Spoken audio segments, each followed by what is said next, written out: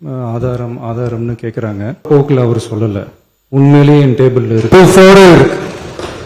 Open பண்ண வச்சிடாதீங்க. எப்போ ஓப்பன் பண்ணணுமோ அப்போ கரெக்டா எல்லாமே ஓப்பன் ஆகும்.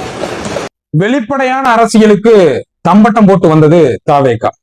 அதனுடைய தலைவர் இன்னைக்கு விஜய் அவர்கள் சட்டமன்றத்துல இதெல்லாம் ஒரு பேச்சா?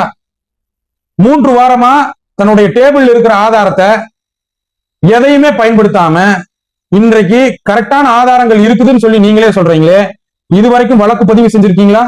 தாவேகா ஒரு ஊழல் கட்சி அப்படின்னு நாங்க இன்னைக்கு சொல்லிட்டு இருக்கோம். திமுக ஊழல் கட்சின்னு சொல்லிட்டு தான் நீங்க அரசியலுக்குள்ளேயே வந்தீங்க. அவர்கள் எல்லாம் கூண்டோட தள்ளுவ அப்படின்னு சொன்னீங்க. 3 வாரமா ஆதாரத்தை எல்லாம் வச்சுக்கிட்டு நீங்க அரசு வழக்கு பதிவு பண்ணுச்சா இல்லையா? இல்ல திமுகவுக்கு கைப்பாவையா இணையுதா? இல்ல இன்றைக்கு அமித்ஷாவுடைய துணை தலைவரா போட்டிருக்காங்களே விஜய் அவர்களே, நீங்கள் காவியினுடைய இன்னொரு உறவுமா? இல்ல பிஜேபியினுடைய பி டீம் நீங்க தானா?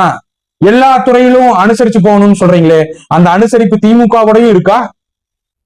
ஊழல் செய்ய மாட்டீங்க, ஊழல் செஞ்சவங்களை விட மாட்டீங்கன்னு சொன்னீங்களே, ஊழல் செஞ்சவங்களை 3 வாரமா டேபிள்லயே வச்சு விட்டு வச்சிருக்கீங்களே, இவங்களால உள்ள தூக்கி போடணும்ல. அதைத்தானே எதிர்பார்த்து உங்களை ஒரு அரசியல் கட்சியை நிர்ணயிச்சு உங்களை முதலமைச்சர் ஆக்கியிருக்காங்க. இவர்களுக்கு பாடம் போட்டுறது உங்க அரசியலா?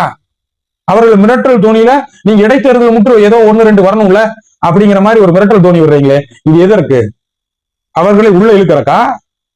இல்ல இதை வச்சு அவர்களை அச்சமூட்டுறதற்கா? இல்ல அமைதிப்படுத்துவதற்கா? எதிர்கட்சியா செயல்பட விடக்கூடாது, அவர்கள் இந்த மாதிரி வழக்குகள்லாம் வச்சிருக்கணும், ஆதாரங்கள்லாம் இருக்குதுன்னு சொல்லி பயமுறுத்துறீங்களே. உங்ககிட்ட ஆதாரம் இருந்துச்சுன்னா வெளியே விடுங்க. நீங்க திராணியான ஒரு வெளிப்படையான அரசியல் கட்சினா வெளியே விடுங்க.